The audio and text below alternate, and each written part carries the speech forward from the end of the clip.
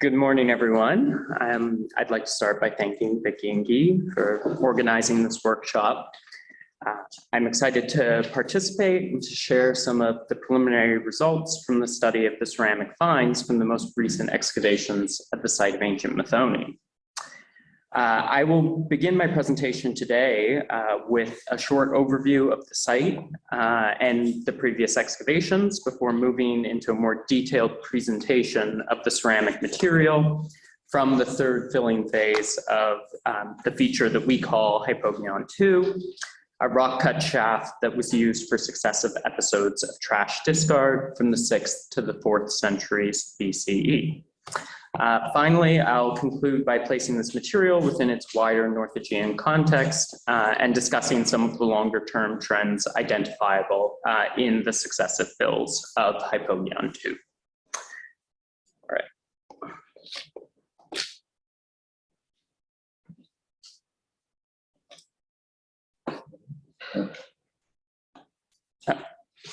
No? Okay.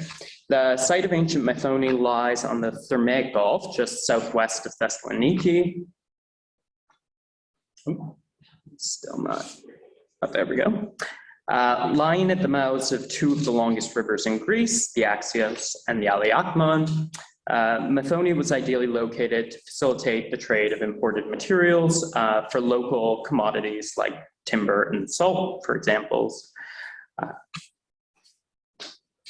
The archaeological site straddles two low hills, originally forming a promontory jutting out into the Thermaic Gulf. The East Hill originally sheltered harbors on both the north and south sides, allowing safe haven to sailors regardless of which way the winds were blowing. Today, however, much of the East Hill has been lost through erosion, as you can see by this dramatic erosion scarp here with the red line in this elevation model of the site. The Greek colony of Methone was founded by Eretrians who had been expelled from Corcyra in 733, 732 on the site of an indigenous settlement. The relationship between the indigenous population and the newly arrived Eretrians not clear from the archaeological evidence, but Greek material culture quickly took hold at the site and locally produced Eretrian style pottery, like the example you see here, predominates by the early 7th century. During the 7th and 6th, the West Hill of Methone was covered in workshops specializing in the production of pottery, metal jewelry and pins, and ivory and bone working.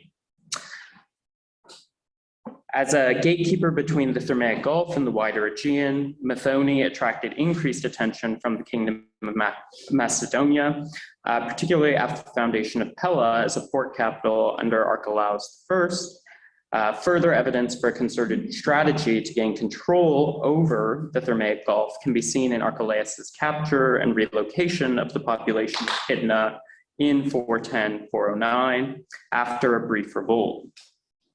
Methone benefited from joining the Delian League in 434, managing to escape Archelaus's campaigning and retained its independence until the reign of Philip II. Philip appears to have decided to end Methonian independence once and for all after they served as a base for the Athenian general Mantius, 3,000 Athenian hoplites, and the Athenian navy, when the Athenians supported the short-lived usurper king Argaeus in 359. In 355, 354, Philip finally besieged the city, and despite holding out for some time, Methone eventually fell, and its population was dispersed, being allowed to leave with a single garment each.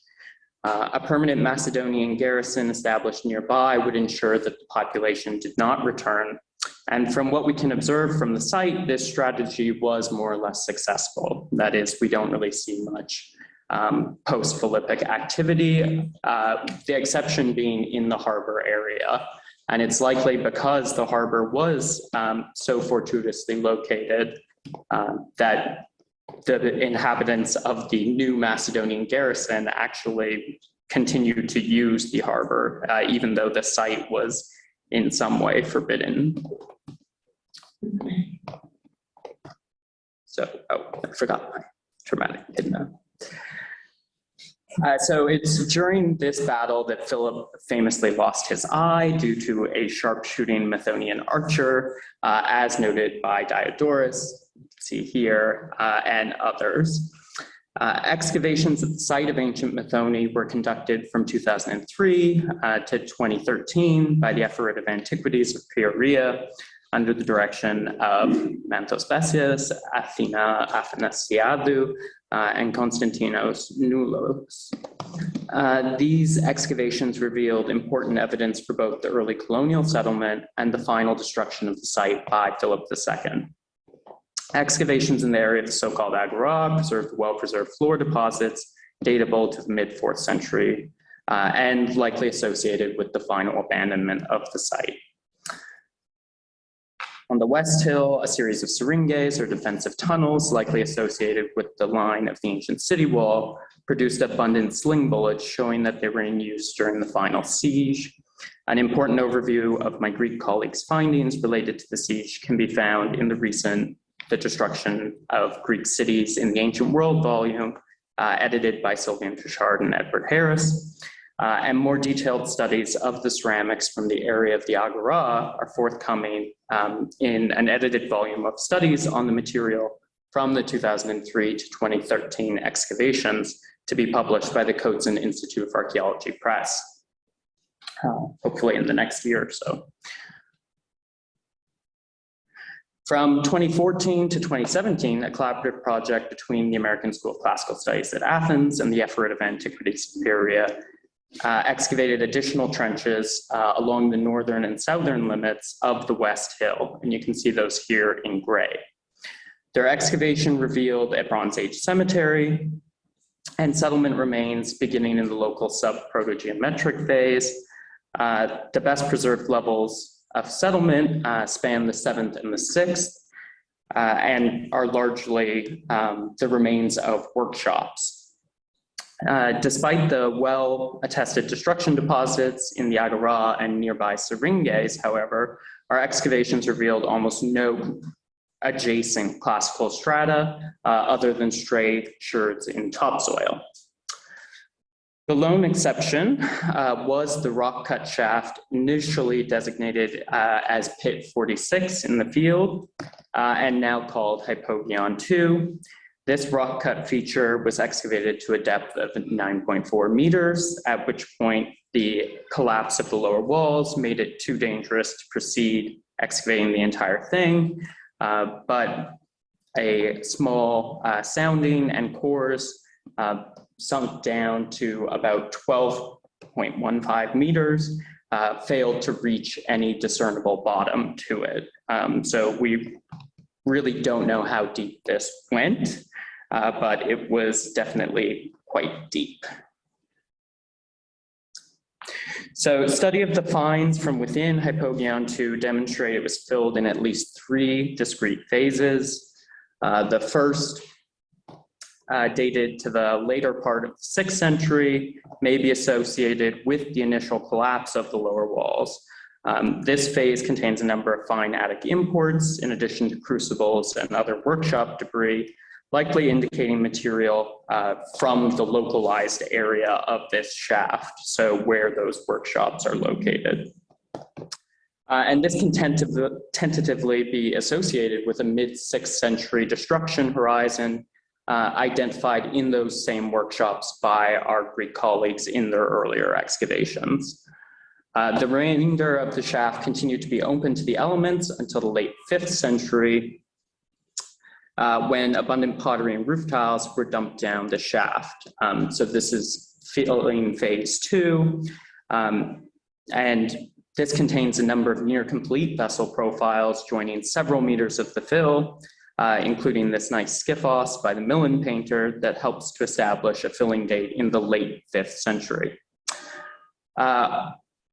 Where the material for this later fill came from is an open question, given the lack of classical finds, basically anywhere on the West Hill other than in the syringes.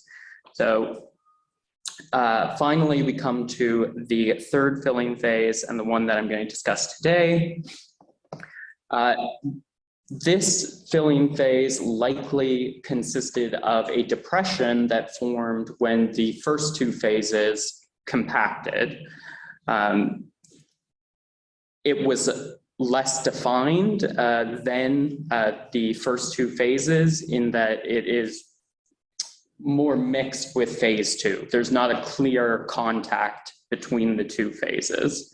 And what really distinguishes it is the presence of key diagnostic features of the 4th century, lead sling bullets, presumably associated with the final siege activity, and coins of Amyntas III. And so on account of this and the lack of later occupation of the site, the third filling phase can be given a pretty secure terminus antiquem of 355, 354. All right, so in total, 15,913 sherds have been counted from passes assigned to the third filling phase. 52% represents various fineware categories, including decorated, undecorated, and gray wares. 26% is storage, represented mainly by amphora fragments, as well as a few pithos fragments, but there's not really many in filling phase 3. And 20% cookwares. The remaining 2% are handmade sherds that are almost certainly all residual, and most of which are extremely worn.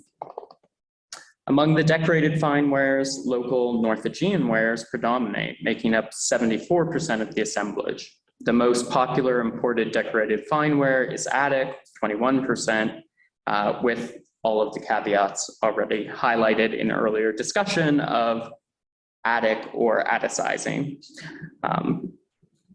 These can be followed by 3% Corinthian, 2% East Greek, and 1% other. Again, the other is largely residual things, including pieces from Laconia, for instance, that are obviously archaic. Among the Thermaic wares, the most popular fineware shapes are various forms of lecanides or lacanes.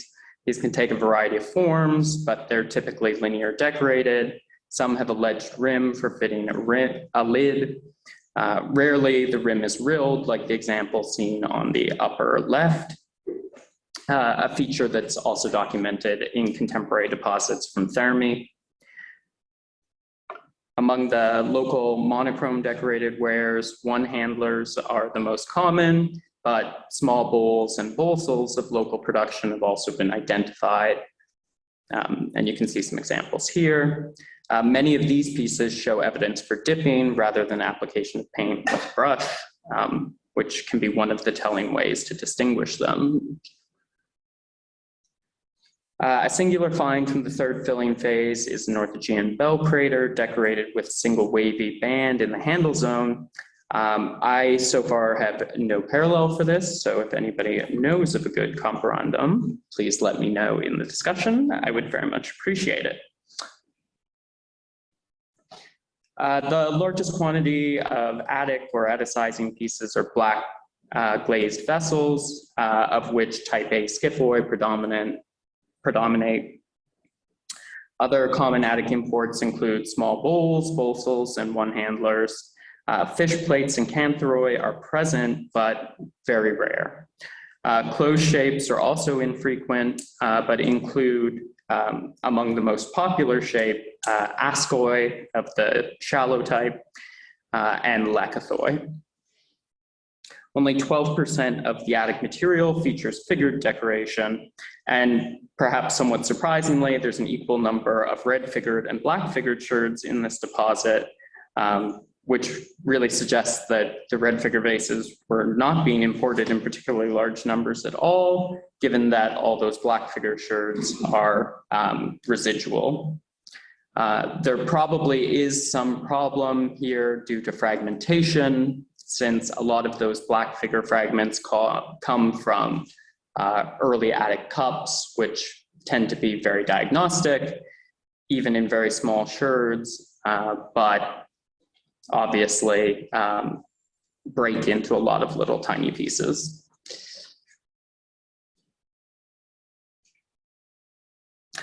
The most common red figured shape is the ascos, including the example seen here with probable cat or feline and a goose or swan. And this finds a nice parallel in Göttingen, although ours looks stylistically slightly later than this piece. Something the relatively conical profile, which you can see here, also suggests. The ascos is followed in popularity by the bell crater and then the skyphos. Bell crater fragments are mostly rims, bases, and undecorated fragments of the lower body. Of the few pieces preserving the figured decoration, however, the most common motif are mantled youths, like the pieces that you see here. And this motif is popular at other northern Greek sites, including at Argylos, fairly nearby. From the scyphoid fragments, a female head wearing a sakos in profile is typical also of the 4th century in northern Greece. Similar scyphoi are produced in Olynthos, although this piece, at least to my eye, appears to be Attic.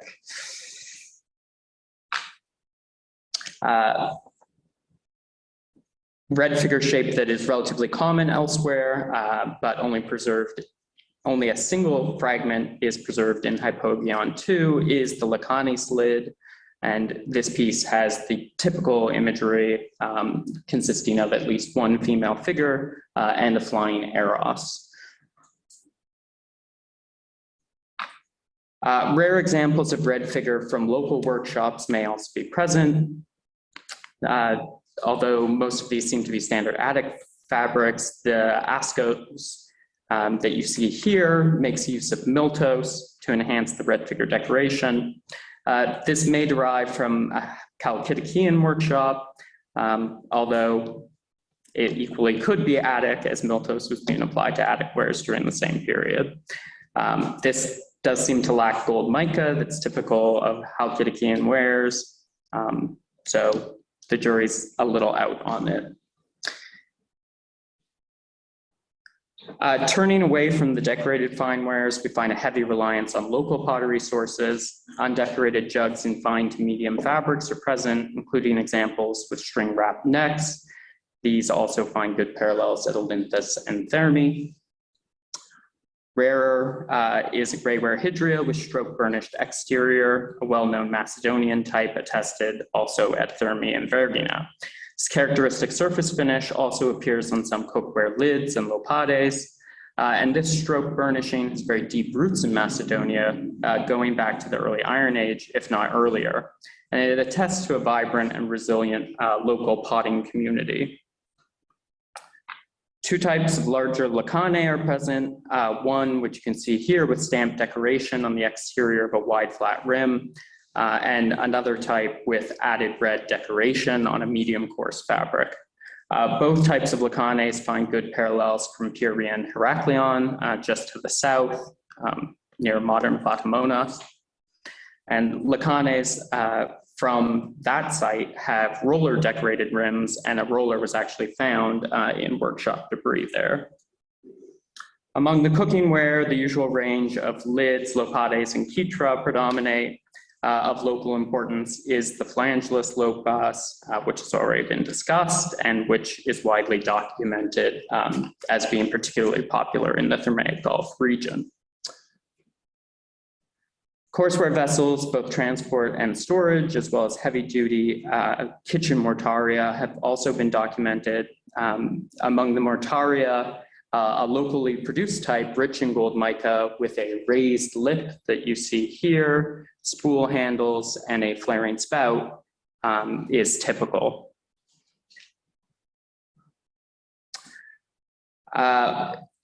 As already mentioned, there are a few pithoi fragments, but we do have abundant amphora fragments from phase 3, including some mendable examples.